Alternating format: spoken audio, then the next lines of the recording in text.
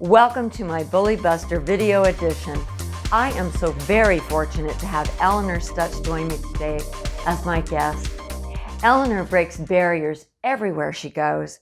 She's the author of several best-selling books, starting with her first one, Nice Girls Do Get the Sale, Relationship Building That Gets Results. I just finished reading it, and the pearls of wisdom from Elinor's selling for decades in a man's world are still relevant today. Elinor's mom and dad were great training coaches, with her mom telling her to always be nice to everyone. Check. She had the highest sales by far amongst the men she worked with. Elinor's dad said, never allow anyone to count you out. Check, check. Bullies were great training for Elinor too, because she learned to listen, observe, and get this, ask questions. When the meanness took over, she would match their effort and up at a level to end the bullying. Hi, Elinor, welcome. I'm glad to have this opportunity to talk with you today. You said in your book that the men running the sales department couldn't fire you, so they tried to get you to quit. What did they do? The question is, what didn't they do? What I was referring to was my first job in sales. I wasn't wanted, and I cornered the sales director into hiring me. I repeated back his words. I didn't know it, but I'm an authentic salesperson in that it just intuitively comes to me. And I know how to get my point across without any arm twisting. So he had to hire me. So what did you do, Elinor, to get men to accept you in sales? I was the pioneer saleswoman. I was expected to fail because I was just another dumb female. And so they didn't permit me training. And you know what? I've come to learn that our obstacles are sometimes our gifts in disguise. The training boiled down to, here's a script, memorize it, you'll do great. Well, the opposite's true, as we all know. No two people think alike. So I went out. I didn't know what I was selling. It was business equipment, never used it, never touched it, an unknown brand, and I was supposed to sell it against Xerox. And given I didn't know anything about what I was selling or how to sell officially, it was the old days of knocking on doors in business territories. Whenever I was invited in, I'd ask them why they invited me in so I'd know what to continue doing.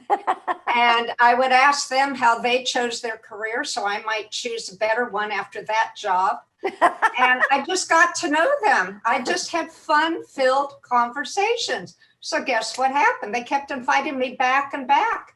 Finally, the CEO at each company told that employee of theirs, you better buy something from Elinor. We're going to fire you because you're wasting valuable company time.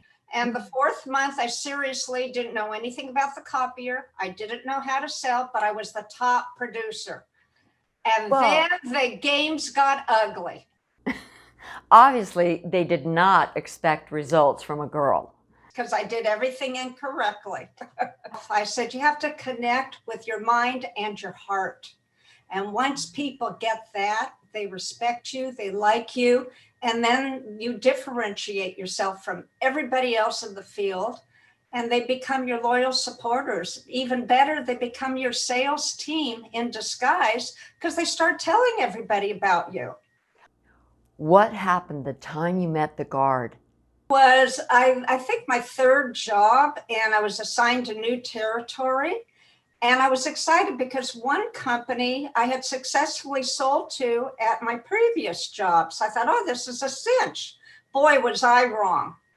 The guard greeted me at the door, and he had two guns at either hip. And he said, don't ever return here. You understand? I said, yes, sir. And I ran to my car and I thought, oh my God, I'm new on the job. I have to go back. He knows that that's on my scorecard. What am I going to do? But meanwhile, I had previously been taught on that first job that during the holidays, go to Costco, get a gigantic bag of miniature candy bars and hand them out to everybody you meet.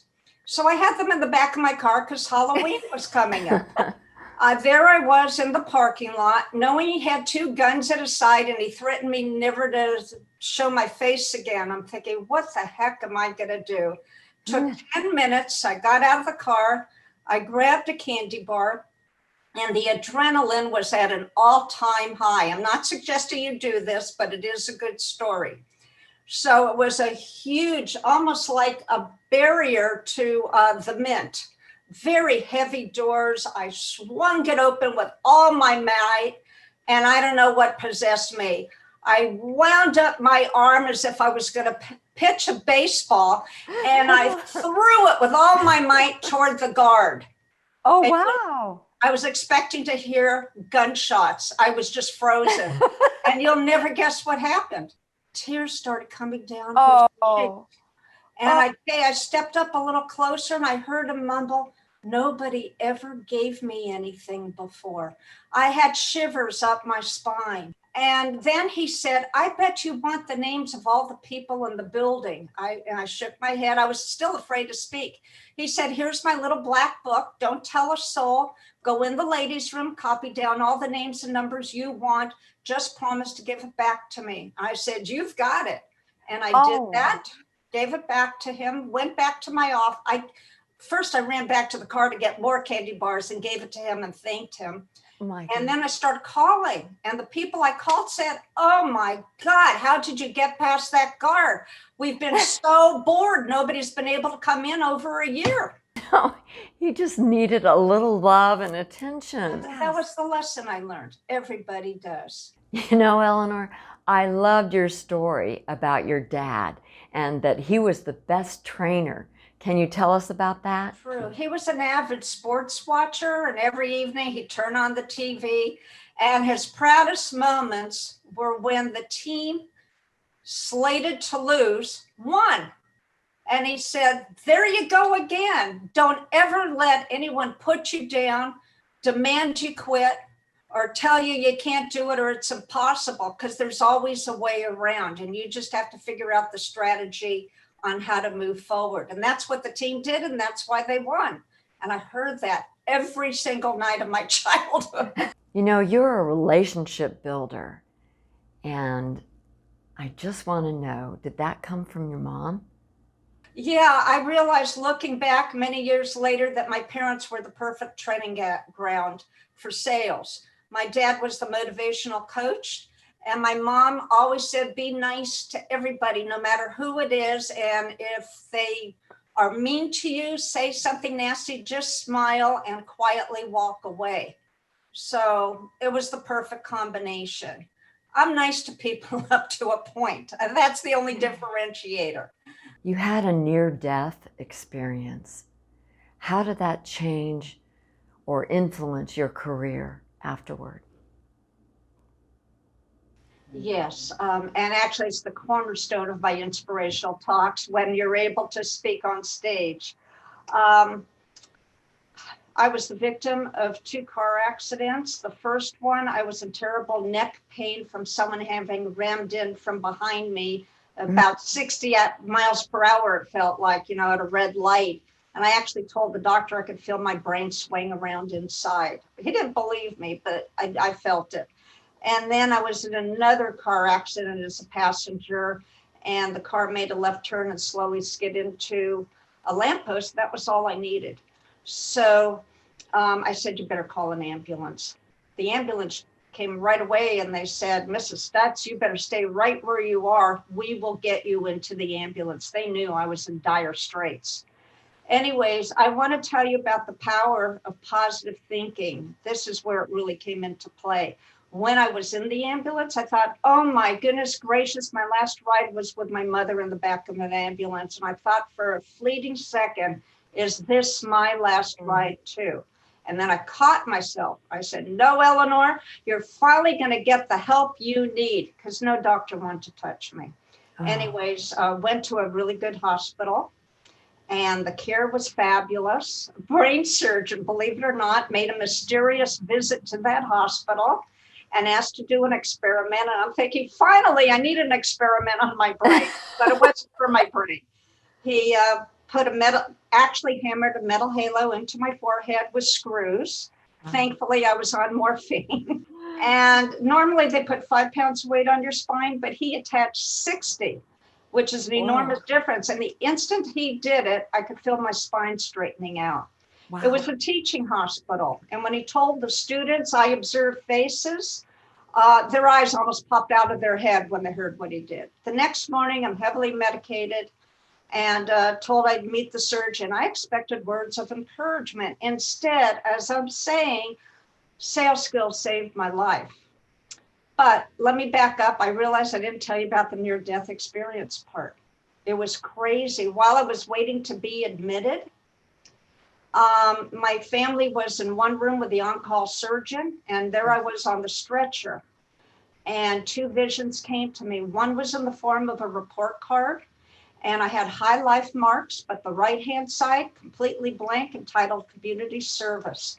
So in the moment, I said, yes, I will begin giving back to communities any way I can.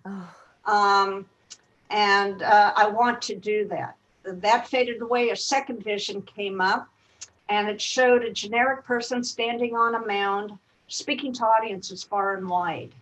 And in my mind, I'm talking, I don't know, was the great beyond or to myself or what? It's for others to decide. And I said, yes, I always wanted to be a speaker. That's exactly what I want to do and help people. But that figure looks like a man that has short hair. So then I heard this deep voice inside me say, Elinor, do you not believe that can be you? And I said, oh, no, I believe that can be me. And I am going to do everything it takes to become that person. Yeah. But I'm a negotiator. I said, I need to be well and to walk out of this hospital on my own to be able to do all that good work. And I promise you, I will do it. During all those 2 visions, and a brilliant gold light encased my entire body. I've never seen anything like it. And it stayed there the whole time until that second vision faded, and then the gold light faded.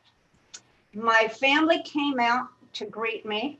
They were in tears, just sobbing, knowing what was in store. And I said to them cheerfully, go home, get a good night's sleep. I'm going to be great.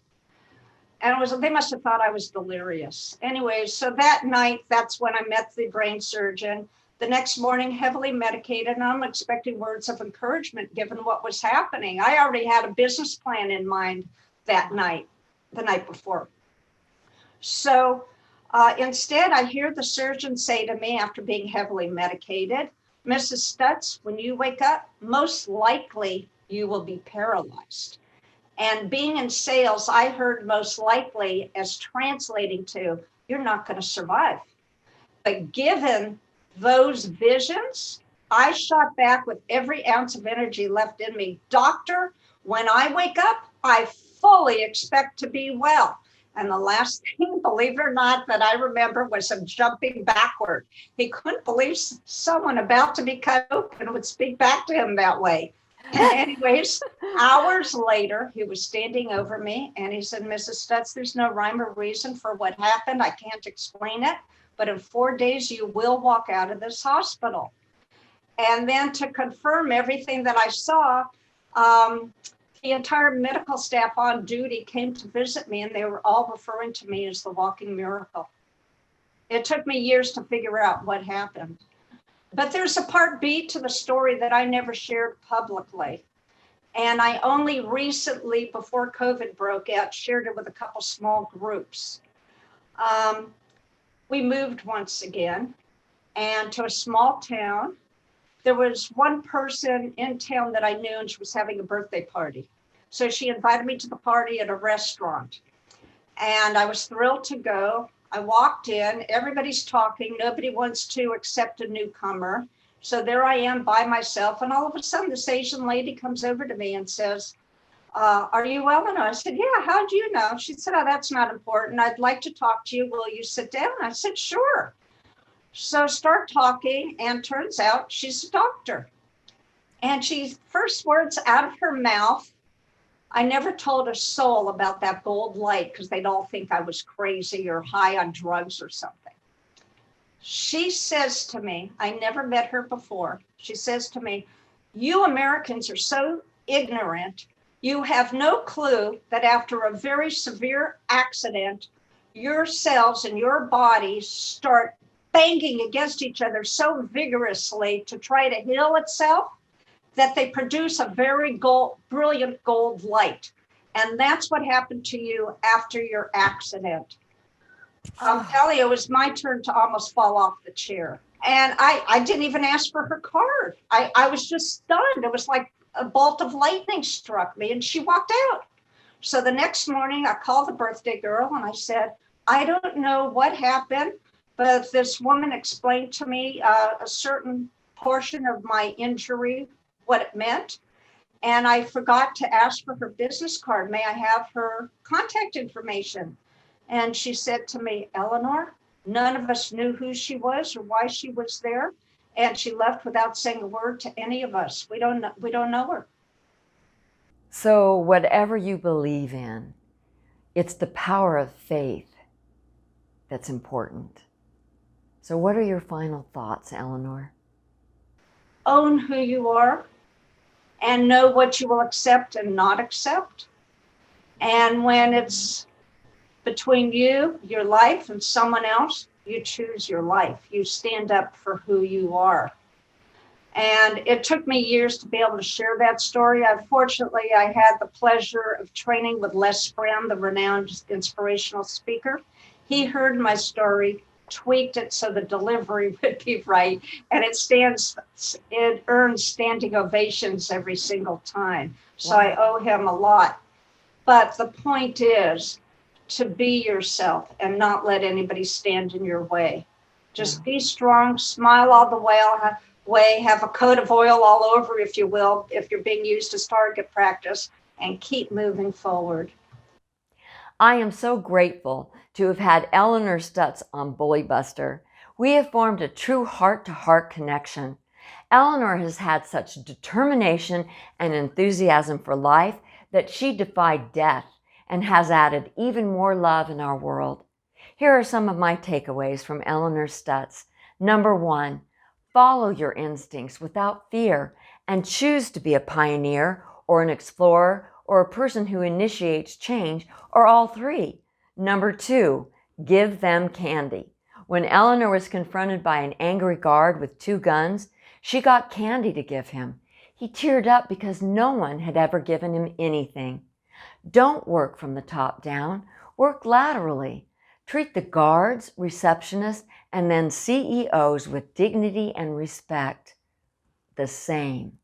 Number 3, never allow anyone to count you out. Elinor's dad said, you're the only one who has to believe you can achieve whatever your heart desires. Her mom told her to be nice.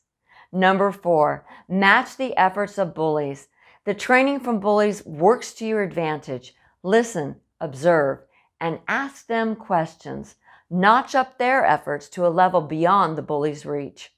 Thanks for watching today. You'll find us at bullybuster.us/Elinor. Please subscribe and overcome obstacles and bullying with our Triangle of Triumph. Until next time, let's build civility for a new generation.